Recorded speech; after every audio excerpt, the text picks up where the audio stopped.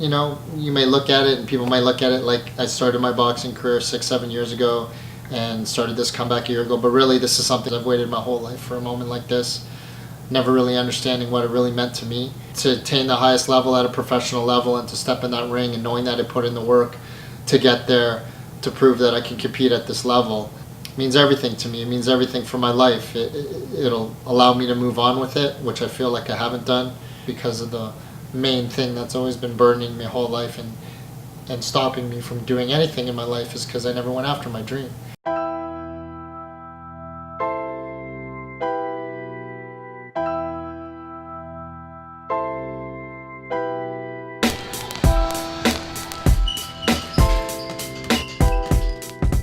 So when talking to my baby cousin, who always wanted to dance and sing, she was upset that she couldn't go to the dance school that she wanted to.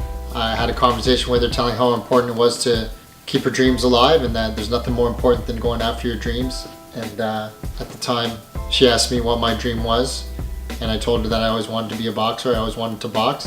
And then she asked me how it was going, and I told her that, well, it's not going well because I don't do it. And she asked me why, and I said, well, you know, I'm 42 years old now. It's too late for me. And she didn't really understand at the time why I didn't do it and why that was an excuse. And I went home and I thought about it and I realized I wasn't doing that. And in trying to fulfill my own life, sought to box. So I looked it up and had a crazy dream of trying to make the Olympics, and that didn't work out. But still my dream was always to attain the highest level I could in boxing. So I went on to have a few amateur fights. I won Ontario Golden Gloves. On November 6, 2014 was going to be my last fight, and I was at peace with it and just felt that at my age that it was time to accept that I wasn't going to be able to turn pro, and I was okay with it, or at least thought it was. Attempted to make a comeback. Don McDonald from United Promotions guaranteed me that it could get me a pro fight. I was put on a card. I was all geeked out about it. Had difficult time training. Let the fear of failure just sit inside me and wasn't able to get it done. Was in the gym, wasn't able to get motivated. Attempted another comeback in the last year and just couldn't get it done, you know, just body wasn't responding.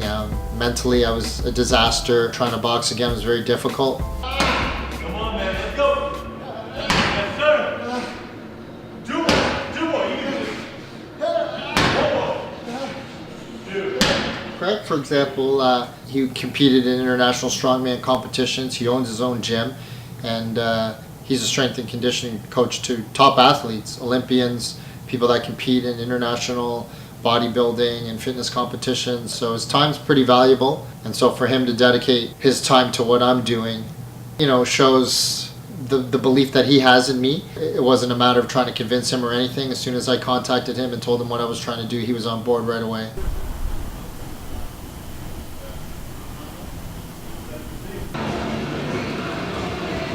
I love anybody with a dream, regardless of what the dream is, where it's taking them, why they have it, when in their life they have it. I think there's a certain aspect to people who are dreamers and people who are striving for something that's contagious. And the more I can be around that, the better. Whether they recognize it or not, or whether you do, they give you a special power to pour that into your own dreams at the same time. And Roy has that. Roy could ask me to do whatever, and I'll show up. And especially if it's something that's relatively easy for me, if it's something I do every day that I can help with, all the better. Oh my God! As a person, Roy immediately is a likable guy. That doesn't fade out. I immediately recognized how likable Roy was, and that almost turned me off of being around Roy, because I'm like, oh, this guy, there's nobody who's this nice or this friendly or this talkative all the time. Forget this is the show. I'm not gonna mess with this guy for a bit. I'm gonna see it wear off. And it didn't. That's Roy 100%, so. You have this? Yeah. Doing the sit-up thing? Yeah. When I go down, on the stomach.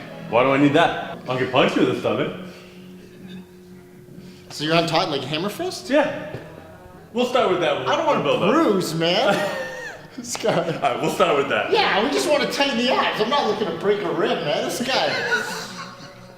I knew he was going to add something like that. Roy's progress has been fantastic. I think Roy's Roy's biggest stresses come from other areas in his life, but when he's in the gym, he's always trying, as you'll see with a lot of the facial expressions. Roy's effort is always consistent, and that means his results are pretty consistent, and they've been on the up from the beginning till now. Hard, hard, hard, hard. Hold your head down the side. Not only is he doing everything he needs to be in here, which is a very small part of preparing for a fight, but he's doing everything internally that he needs to be doing. He's doing everything on his own, and he's working with the absolute best boxing coach in Canada, Stevie Bailey out of TNT in Guelph, and that's more than you could ask for. Stevie Bailey, who's a young up-and-coming coach, maybe already considered the best coach in Canada, if not definitely on his way there. He was gracious enough to let me meet with him and have a talk with him. Now he's agreed to train me, and I just feel like he's really made all the difference in everything. I've improved greatly in all areas, and most importantly, started making myself believe that I could actually do this, which was the biggest problem, especially in the last year or so.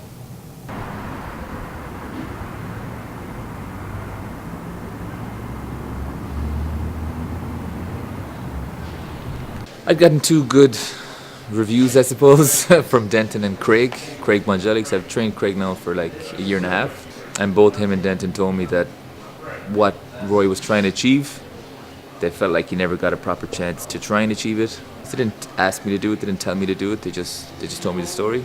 And coming from 2 guys that I trust and who have the same kind of mentality as I have, I thought it'd be worth a shot. Is that legal? Yeah? That's legal. What's illegal about it? It's backhand. That's some bullshit right there. This is a great guy, very, very likable, too likable. I'm not going to say I thought it was the most realistic thing in the world, but he had a very realistic mindset towards it, and he's like, I'm not saying I'm going to make this work perfectly, but I'm going to try everything I can to make it work. Do you know what I mean? He wasn't coming in here saying he was going to do A, B, and C. He said he's going to give it his all, and if he can't make it work here with me, with the time we're willing to put in with each other, that this would be the last chance, right? So with that kind of mentality, I felt pretty good about it, because I knew his head was in the right spot. Roll and roll, nothing else. Roll. He has more belief in himself now. He's starting to finally get it. I think it would have been more difficult had he not had footage to look back on. So I'm happy we've had footage of certain of the training, because I don't think without the footage he'd really get it. Because you're telling him during the training like what's going well, what's not. He believes when you tell him what's wrong, but he doesn't believe when you tell him what's right. So he looks back on it and he's like, wow, I watched that back, you're right, that is getting better. His fitness has improved, and more so his mentality in that he can push through things. So like a lot of the times I've sparred him like 6 rounds, 7 rounds, I've got almost 100 pounds on him, and I'm just pushing him, trying to make him crack, trying to make him break, which from what he's filling me in on and from what I'm hearing elsewhere would have been a big issue for him in the past. And he's getting past that comfortably now. He should be ready. He should be ready. If he's not ready by May 12th, he'll never be ready. That's the best way I can put that. You know, but I think he'd be fine. I think he's getting it more and more every day. He's understanding it more. It's going to be tough now when I start him sparring with guys his size, his weight. But I'll probably try and get him sparring here, where I can kind of control how hard they're pushing him and see what we can do with younger, faster guys. And that'll really prepare him for what's coming.